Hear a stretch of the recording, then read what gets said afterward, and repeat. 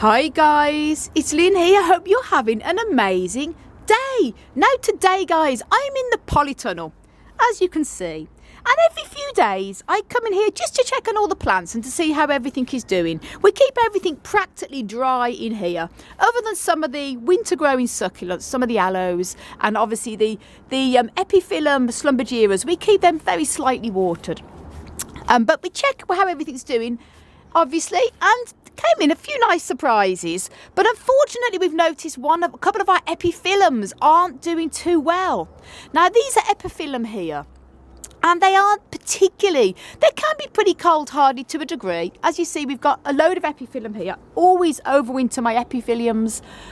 Before I had the polytunnel, I had a conservatory that was unheated. Pretty much dropped to 5-6 degrees sometimes, not really any problems. And the rest of them all doing really well. But however, these are new epiphyllums that we bought last year from, I think it was Cacti and Harb, was it Ulick? And because obviously we weren't sure with their growing temperatures, we've kept these dry. We don't water these at all unless they show signs of shrivelling. And as I say, we have a lot of epiphyllum in our collection. These are all doing pretty good, as you can see here, no problem. That was already from the summer, so no problem there. And they're pretty dry. If they start to shrivel, give them a little bit of water. And as I say, we never, ever, ever let our polytunnel drop any lower than 5 degrees. It's nearly always at about 7-8 degrees Celsius, pretty much all the time, even of a night time. But the absolute bare minimum would be 5. So there's no reason at all why these plants should be any problem. As I say, the dampness is the biggest problem here in Ireland, and particularly up in Northern Ireland, it seems to be, I think, even more greyer and sort of damper than the rest of Ireland. It is really the biggest challenge is the damp, and I think this is what's happened here, because as I say, we've had a very mild winter, so it's not been the cold. But as you can see here, I just want to show you what cold damage does look like on epiphyllum. And the reason why I'm saying cold damage, in this case, it's really more damp damage. But it is still linked, because if it was a warmer temperature, this wouldn't happen. So again, this I know has to come into the house under our grow lights. Happy to say it will be completely repairable.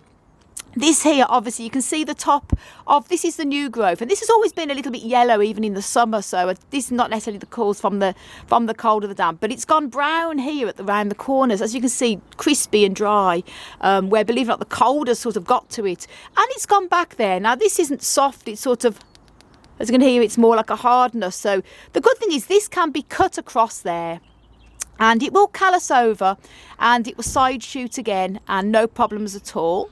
But it's savable at this level. If I hadn't have been checking, as I say, check every few days. So this has only recently happened, probably in the last couple of days. So no problem there.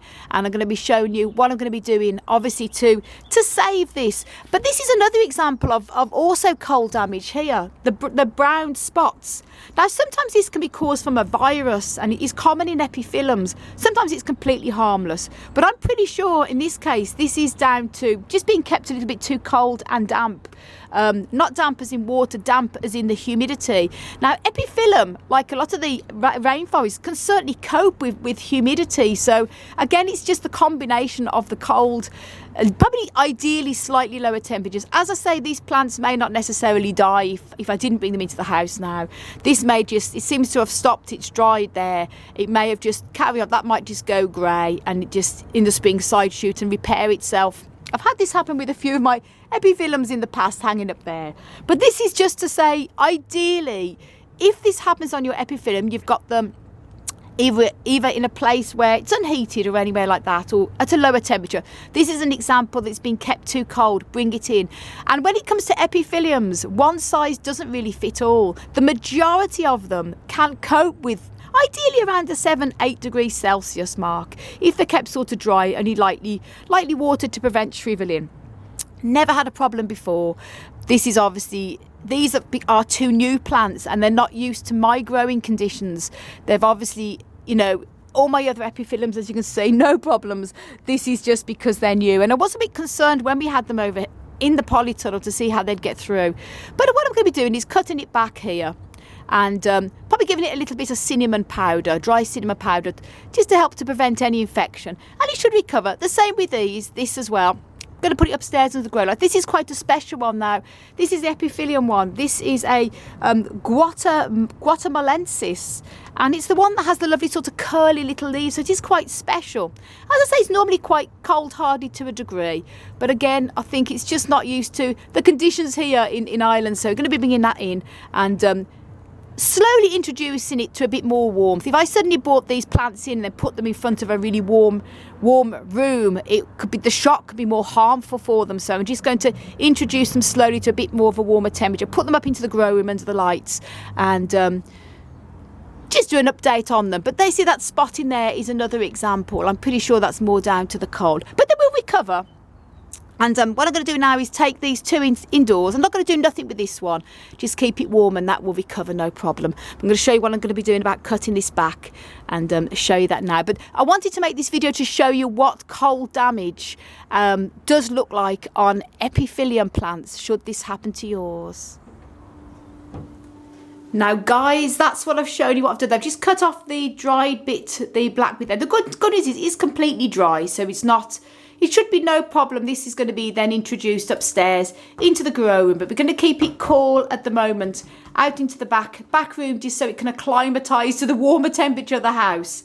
And as I say, I'll do an update on how it does. But just to let you know what cold damage does look like on epiphyllums. And I have done a video on other type of, the type of virus that epiphyllums can sometimes come down with. And it can look a little bit similar.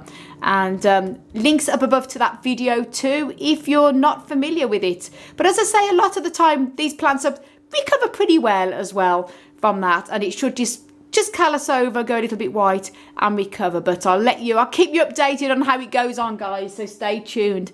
And as I say, this other one here should be fine also. That's just got a little bit of spotting on it, and they are sort of prone to it. Sometimes even in too much heat they can also get this little bit of a spotting also. But as I say, keep you updated on how it goes on, and if this happens, make sure you introduce them a bit warmer temperature. I'm still learning. I've been growing cacti and succulent, guys, for gosh, over 35 years now. Well, since a child, so it's a very long time, and I'm still learning. And this is the first time I've had this happen with epiphyllum. But as I say, these are two new plants we got last year. They probably were grown in different temperatures to what I'm used to here. But as I say, I've done a video on how to care for epiphyllum, and I share all my tips in there. And as I said, the trick is to give them in the winter an absolute bare minimum of about 7-8 Celsius, ideally around the 10 Celsius, because this does tend to happen. If you keep them below that, they do tend to scar. So guys, thanks so much for watching. I want to send you loads of love, heaps of happiness, and tons of plant power. As always, from across the Emerald Isle. Until the next video. Bye.